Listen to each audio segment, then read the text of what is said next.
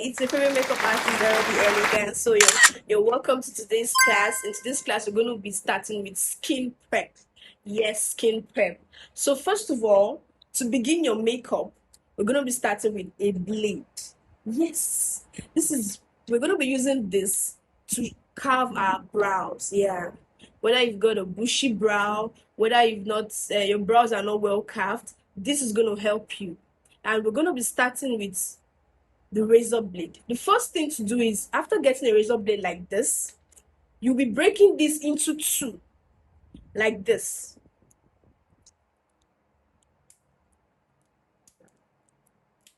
Yeah, then we bring it out.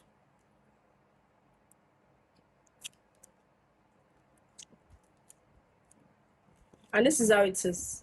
Comes out in this form. We're picking a pair. And the first thing we're going to be doing is to use our spoolie. Yes.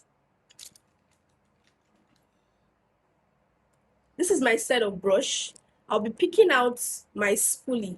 This is how a spoolie looks like this. So this is how, so you'll be using your spoolie to brush up your brows upward like this. After brushing it upward, you pick up the razor blade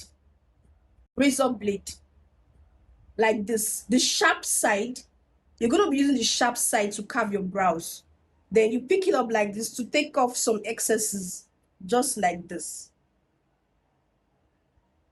Like this, like this, and like this.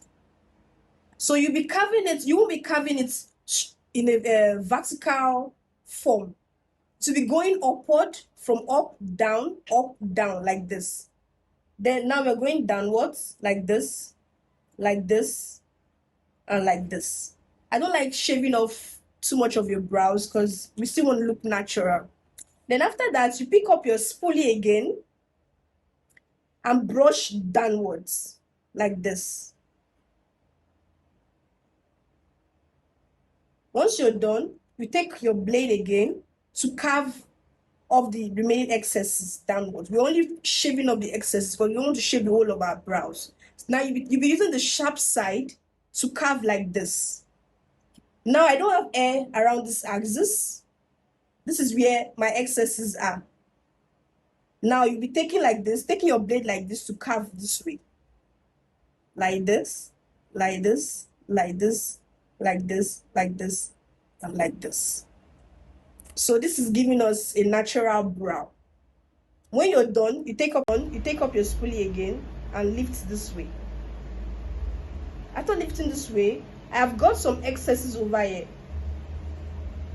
which we don't want. So you'll be shaving off a little from there. You'll be shaving off a little from there like this.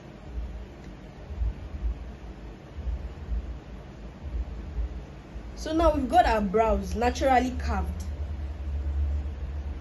Then you take your spoolie again to brush, just like this. So look at it. If you go back to watch the video of how my brows were, they're not as smooth as this. I've got some excesses up, I've got some excesses down, and now I've carved them out. So this is how your brows are going to be looking when you're done. In some cases where you don't have too much hair, you don't need to shave too much. You just shave a little upward and a little downward, so you don't really need to carve off your whole brows. So this is a natural brow. This is how your natural brow ought to look like when you're done carving. Now we're moving over to the second eyebrow. So now I'm shaving upward. You shave the whole of your brows upward like this. Then you pick your razor blade. You'll be using the sharp side to carve. Now you're going to be carving like this.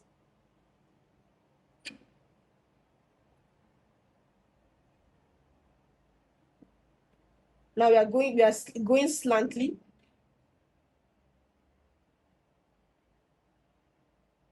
You don't need to carve off everything.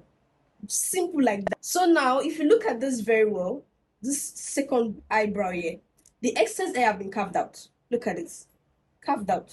So now we'll be going downwards to carve. We'll brush out everything just like this. Everything. Now we're going to be carving out this other side. We've got some excess hair here, so we'll be carving out just a little from here. We'll be picking out your razor blade. We're using the sharp side. Do not forget the sharp side. Now you'll be holding your blade like this, gently. Then this is how we'll be doing it. One, like this. We're shaving just a little. Once you get an original razor blade that cuts out very sharp, you don't really need to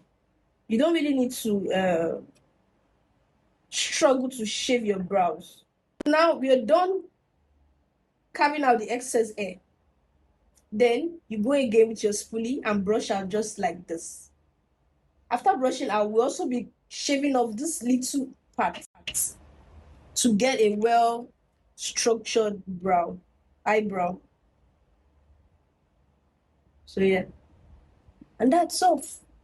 We're having a natural brow. Very simple. If you can watch this video over and over again, you're going to come out with a nice brow shave. So this is our micellar water. It's for cleansing. We'll open up our micellar water, deep cleanse like this. You can use your wipe. You can also use your cotton pad for cleansing. So here is it. You press downward like this. This is it. And apply it to your face like this to clean out the excess dirt on your face.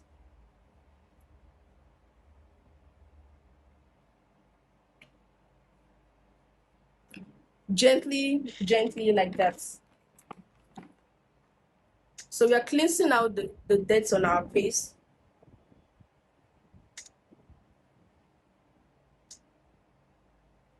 You can add your wipe to cleanse out. You put your wipe on your micellar water to bring out some micellar water, cleanse out. You can also use your cotton pad. So this is the excess dirt coming out from the face. After cleansing, we'll be using our brush. This is a skin prep brush, but most cases you can use your hands if it's clean. You can use your skin prep brush. This is actually compulsory, but I have mine. If you want to get yours, it's fine. Then we're moving over to what? Our vitamin C spray. You know, in the other video, I told you we have two kinds of vitamin C. We have the one that you can pull out, and we have the spray type. So here is our two kinds of vitamin C. You can either use this one by Dr. Rachel, the vitamin C serum, or you use this. This is actually from Blossom Makeup. So here it goes. You pull out and spray. So after spraying, you take your brush. You can also use your hands just to swipe out like this.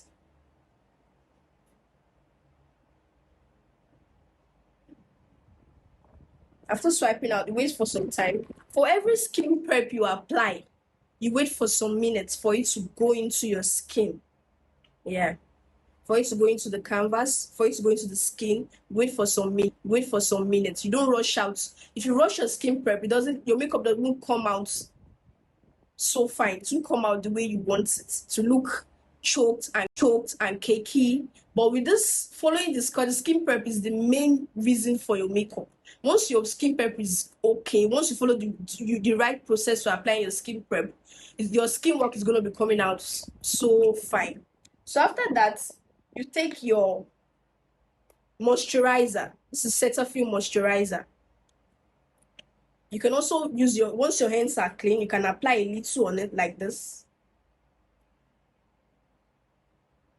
Just a little, depending on the weather.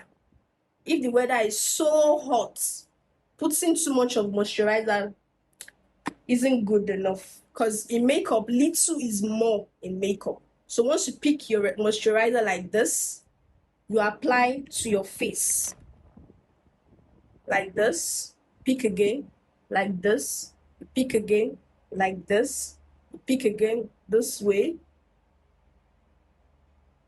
So we don't use so much for our moisturizer, just a little, and then you apply. You apply around your face, just like this.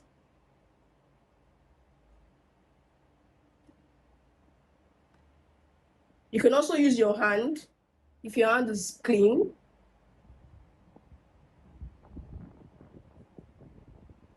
After applying your moisturizer, the next thing to do is to what? Use your primer. Yes, your primer is the next thing to apply after your moisturizer. So we've got different types of primer. Depending on depending on the weather. If it's hot, so hot, your makeup stay put for a very long time. Applying a matte primer is the best. Applying a matte primer is the best. So this is Rimmel matte primer. And this is an hydrating primer from our Omari code. Hydrating primer are mostly good when the weather is so cold, or you have a skin type that you don't sweat a lot. If you don't sweat a lot, using an hydrating primer works well. But if you know you sweat a lot or your weather is not so good, using a matte primer is so good. And you can also work with the two. Yeah, you can work with the two primers. So this is how I'll be applying. This is the first primer, which is the hydrating primer. Remember, I told you little is more in makeup. So this is it. I'll be going in with the matte primer. This matte primer, I use it only on the T-zones. What are the T-zones on our face? That's here.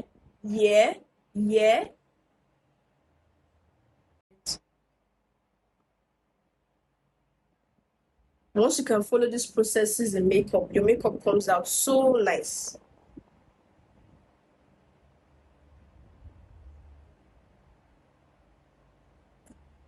Remember the seconds and the little minutes we give for each of our makeup. You must learn to blend them into the skin like this.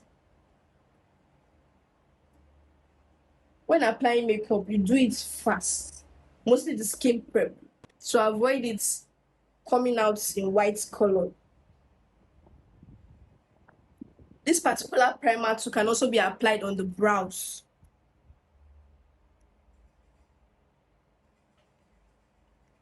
So I'm applying this on the brow, like this, and like this.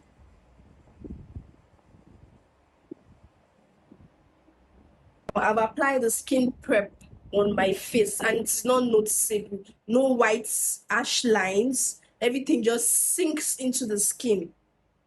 That's it. Next step is what? Using the sweat block. It's not actually compulsory, but if you know you sweat a lot, using the sweat block is very, very essential. It locks in your makeup, locks in the skin prep, and makes the makeup go into the skin. How it is applied. You take your cotton pad and apply some drops on it, like this. After that, you apply it on the T-zones. It is preferable to use your sweat block on the T-zones, like this, on the T-zones, like this, here, and here. So you're good to go.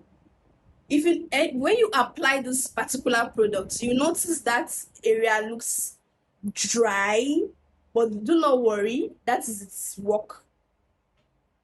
We are done with the skin prep. Thanks for coming this far, and we're going to let the skin prep go into the skin and let it get dried. Now our face is being cooked to get into the skin work. So the next one we're going to be having is called the skin work. So we're giving our makeup some few seconds to get into the skin and to get